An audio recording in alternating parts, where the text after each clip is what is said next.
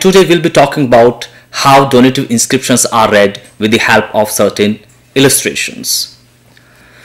So far as the inscription records is considered, there are certain problems reading this. Most of the inscriptions are not essentially historical recorded documents, but rather donative and panegyric records which might incidentally contain certain historical information.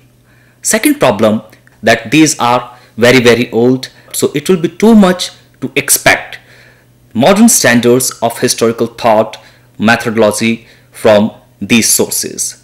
Then this third problem, again, is about the technique of sifting data from the historical records. Different inscriptions are read by different scholars depending upon their research projects.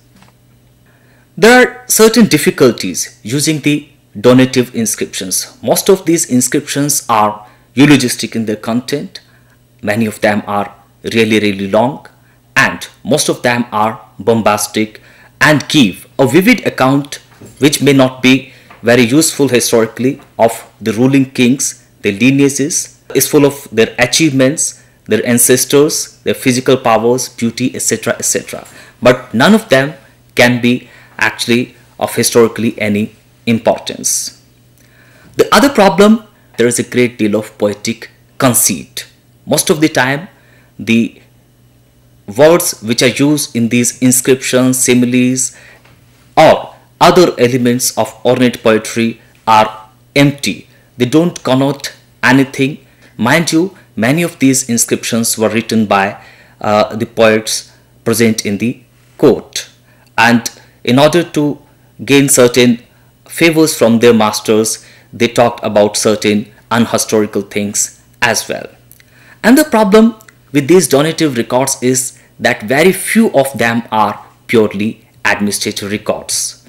We have most of the time a mixed category of donative inscriptions. Part of it will be prashasti or eulogy, and very few of it will be effectively of any historical use. Then there's a fourth problem, that is that these inscriptions are highly stylized and stereotyped. They follow a standard format, especially after the development of classic Sanskrit. The early historic inscriptions in fact are very original in terms of style adopted by their writers.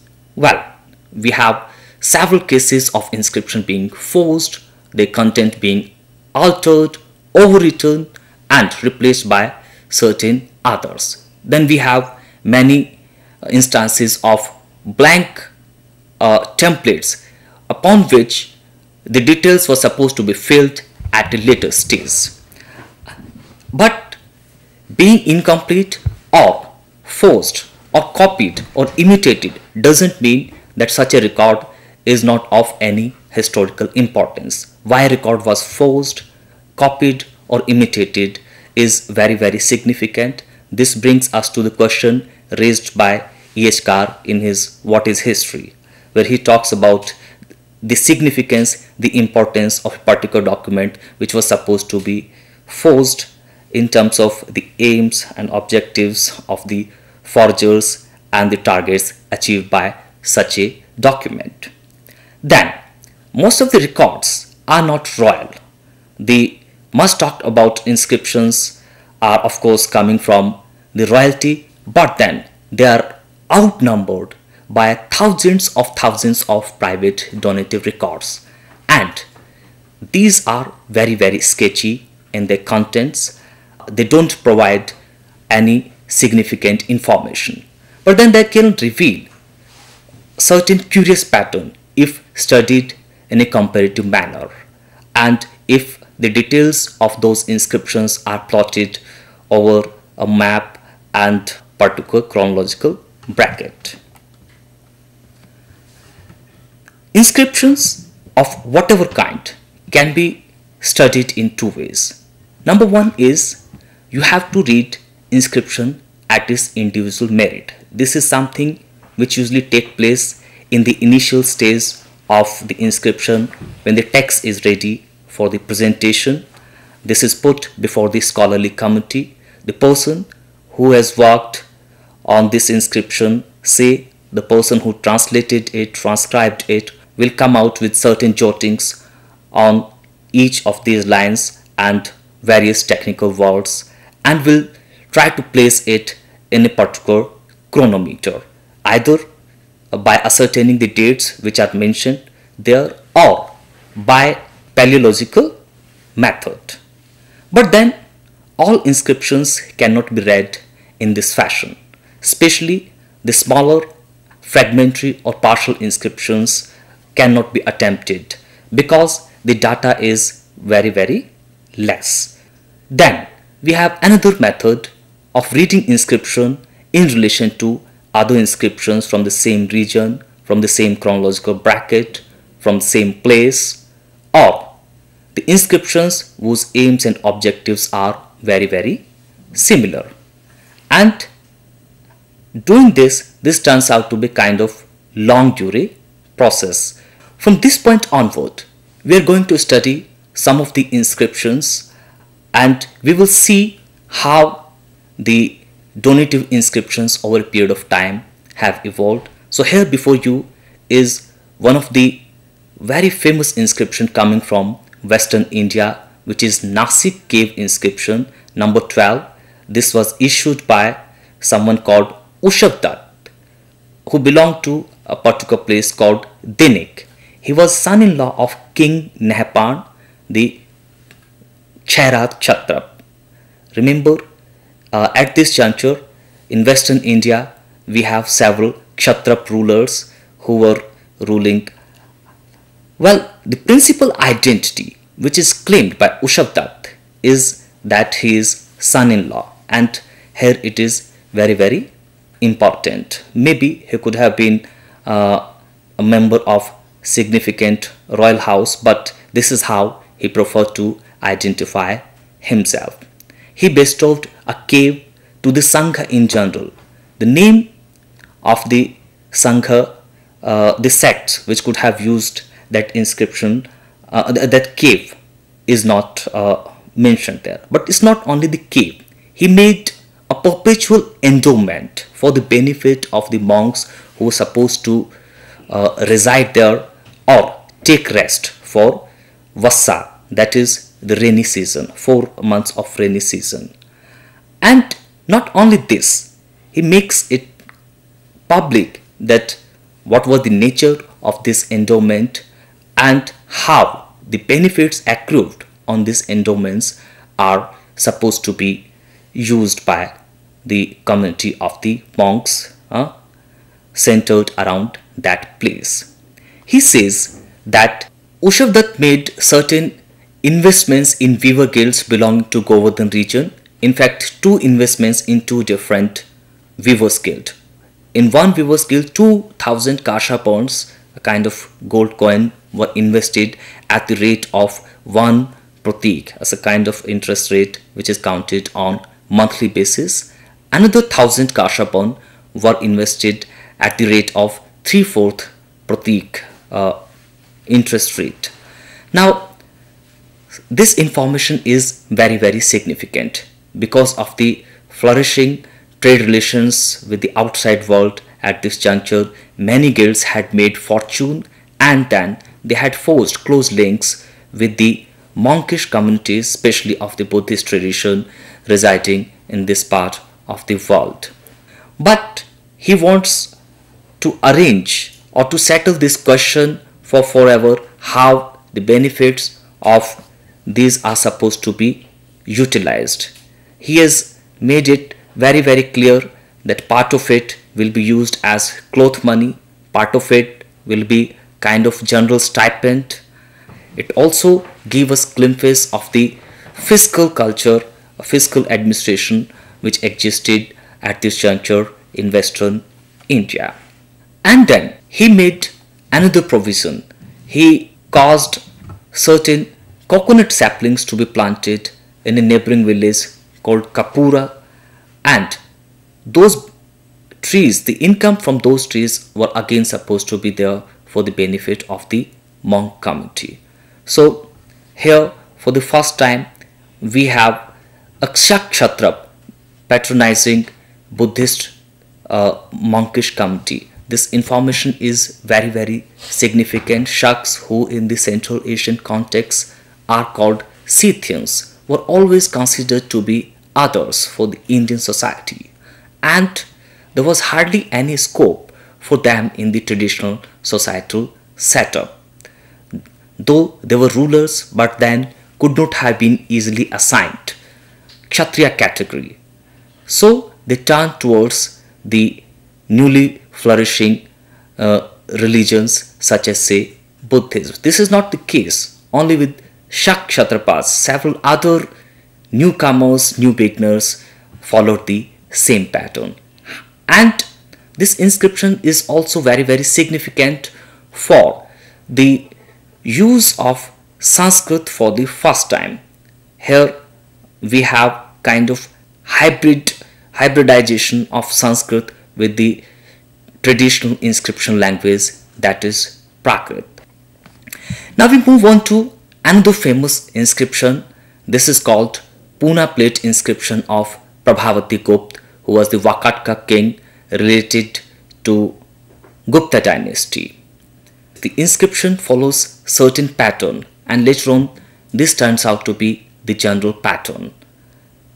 It starts with an auspicious or invocatory word followed by another sentence, and then place of its issuing is mentioned, which is Nandivardhan. No further details are given about this place. It could have been a place which was politically significant, or a place which was center of the political activities, maybe a garrison town, or a place where at that juncture the king was in camp.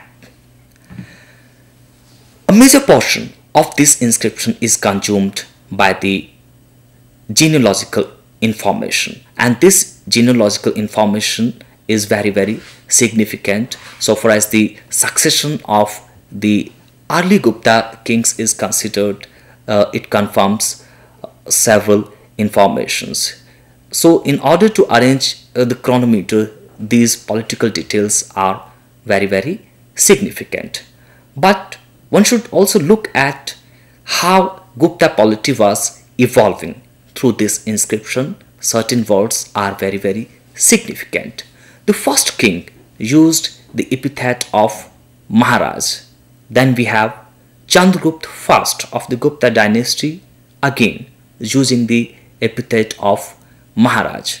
But then by the time we reach Samudragupta, he had started using the title of Maharaja Dhiraj, that is king of the kings. We won't go to the ancestry of this term and what it signifies as of now, but definitely it is indicative of the humble beginnings of Guptas. Now we know from other corroborative records that Guptas started their career from one corner of the eastern Uttar Pradesh, then they moved towards Patliputra, and then finally they expanded.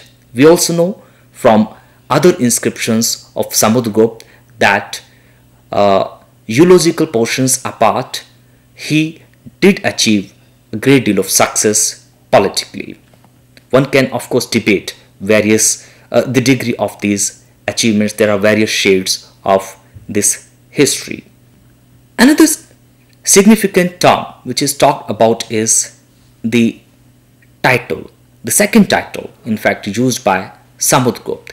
He is calling himself Lichhavi Kul Dohitra, that is daughter's son of the Lichhavis. One know it from the early history that Lichhavis were a major clan in Nepali Tarai during the time of Buddha and even before that, and then even if they had declined politically and overpowered by other monarchical or imperial powers, still after the interval of around 6 centuries, there were dynasts who took pride in associating themselves with this politically insignificant clan. So there's something really legitimizing about this association. And then this inscription at several places talks about the Bhagavad leanings of this place, we have words such as say Param Bhagavad being used for various rulers, or such and such king performing Vedic sacrifices. All this is indicative of the increased adaptations of the Brahminical culture, which was forgotten during the Mauryan dynasty.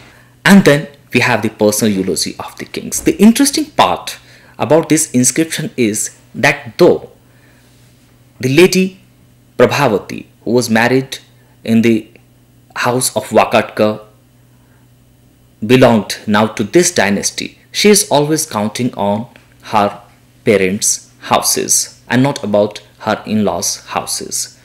And this is also indicative of the hegemonic presence of the Guptas at this juncture, the kind of influence which Gupta polity had over their neighbor Vakatkas. At other place, this inscription talks about the marriage which took place between Samudragupta and the lady Kubair Nag from the Nag family, and hints at the process through which various dynasties came to power from obscurity. Marriage to already known royal families was one such medium. Such marriages, which were usually political in nature, helped forced kind of alliance which ultimately helped certain royal houses. Guptas were the one to benefit from this. The problem with this inscription is most of the time it is recalled for the genealogical information, for the chronometric value, but then we have significant details of the donation of a particular village which was located in Ahar. This is operative part of it. We have boundaries of that village being mentioned, its neighboring villages mentioned very categorically.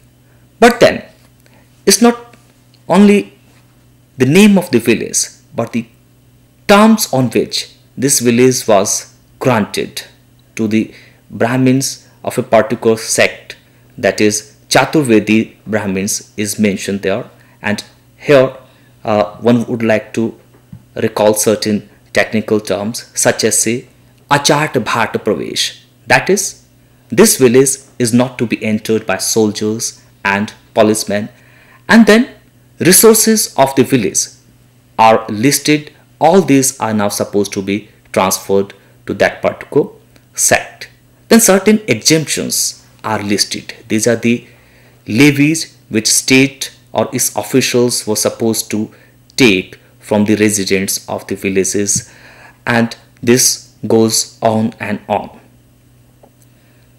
The next inscription is from Lakhamandal. It's a classical example of the Prashasti style, and here one can compare it with the earlier inscriptions, how by this time Prashasti style had evolved. The inscription probably belongs to 8th century on the paleographic grounds. A Chandragupta was different from the Gupta dynasty. He is a ruler who was ruling somewhere near Jalandhar. But the inscription was originally found from Dehradun. There might be a possibility that after the decline of the Gupta Empire, we can think of several parallel or collateral branches who still remain significant in different pockets. So this Chandragupta might be one such ruler. But let's see what are the details of this inscription.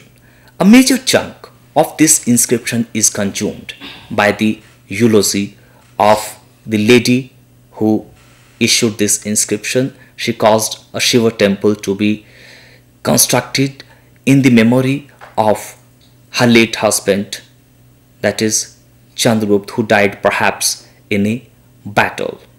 But then the genealogy which is recounted here is not that of the family of his late husband, but her own family.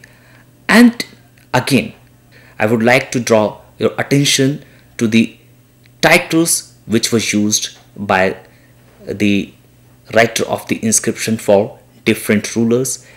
the first significant person who is talked about is Sage King Senvarman. Now we don't know for sure who was this person. Before this, an attempt is made to link it to the Yadu dynasty. Other titles such as a king, illustrious kings are also used. But very lately, as we reach towards the end of this eulogy, we have other significant titles such as say Samar Ghangal, the conqueror in the battle for a particular king, which is indicative of perhaps some success being achieved by the rulers of this dynasty, and it is perhaps from this point onward that one can say that the contents of these inscriptions are of really of some historical significance. So far as the operative portion of this inscription is considered, there is only one verse which talks about the temple construction of the temple of Shiva for the sake of the merit, that is an act of truth as approved by the teacher of this lady. So here we just had a classical case of Prashasti style.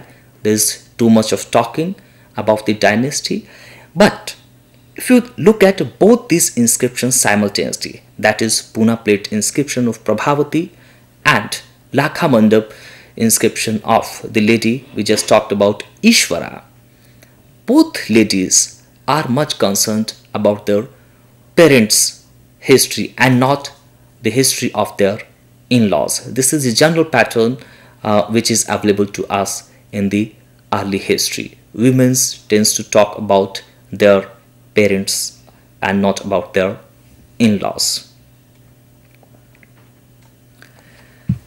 Next, we have a very significant information. This is coming from peninsular India. This is called Kaskudi plate inscription of Nandivarman dated to AD 753. This inscription belongs to Pallav dynasty and reminds us of the increased use of Tamil in the inscriptional record. Earlier, most of the royal inscriptions were written in Sanskrit, but by this time Tamil had occupied a significant place and it was heading towards becoming the sacred language of the region. Yet, royalty preferred to have most of its genealogical information in the Sanskrit, which one can say was pan-Indian language, whereas the most significant operative parts of this inscription are in Tamil. This inscription reads like an official order, the order made by king in the 22nd year of the reign, where he made it public that the order which he is issuing to the Kodukli village of our country, having expropriated the former honors at the request of Brahma Yuvraj, having appointed Ghor Sharman as the effector of the grant, having excluded previous grants to temples and grants to Brahmins, etc. So these are very technical portions. This inscription reads like a contract or official land record which was well preserved in the record bureau at the city hall. What is significant about this inscription is that all previous records were erased except those which were the grants to the temples or the Brahmanas. Other records were after this grant became, they were treated as null and void. Of course, Pigeons were allowed to have some land, that is two-party, for their own maintenance. Next comes the details of the Donis. These were the Brahmins of a particular Gotra called Bharadwaj, which is kind of exogamous sect belonging to Chandogya Sutra. So we have the demarcation of this boundary in the presence of entire villages. The headman of the Nadu, that is cluster of villages, went with the inhabitants of the people. He planted milk bushes, placed certain stones around this, and inscription further cites the other features of the landscape such as the water bodies which were there, the hillocks, etc., etc. So this information is very significant. They help us construct the geographical boundaries or the political units as they existed during those days. Well, the inscription talks about several privileges or the exemptions which were supposed to be enjoyed by his Donis. This talks about all sorts of rights of wet and dry land. Not only this, the Donis were allowed to have canals dug out and inundation channels again made. But then we have several penalties also imposed upon those people who were supposed to be using these. And these were not supposed to be collected by the person himself, but by the king. This is very significant information. Even if king had surrendered all proprietary rights, still those police rights or the right to fine people still remained with the king. Well, the inscription talks about several exemptions. That is, the Brahmins which were not supposed to pay for several things, and it is because of the nature of such records, the content of such records, that many scholars talks about Indian feudalism. Of course, there is a great deal of debate. One can debate about the key terms which were used, which are used for the Western European feudalism and to what extent this is applicable in the Indian context. But we do have great many similarities. Okay, now we have a very brief record in the form of unbuilt plate inscription of Sundar Chol. In many respects, this is very similar to the inscription we just talked about. The significant thing about this inscription is that here king has surrendered each and everything. All proprietary rights were handed over to the Donis. One can say perhaps the royal authority at this juncture was withering, and other records of the Chola period are there to substantiate such a reading. Okay, overall, one can go on talking about these inscriptions at their individual merit, and they will help us understand what was the situation in a particular pocket at a certain juncture. But the better studies are those which take a comparative and synthetic approach. We have several examples of it. Cynthia Talbot has talked about the donative pattern in Andhra country. Professor B.D. Chattopadhyay has talked about various irrigation practices in early medieval Rajasthan. Recently, a study which is focused on Sanchi inscription has taken into account various kinship terms which were there. There are other studies which talks about gender roles. But then, in order to reveal those patterns, one cannot count on an individual inscription. One has to always take a long durée perspective. One need to look at the record. One need to look at the record in a temporal and spectral manner. Thank you.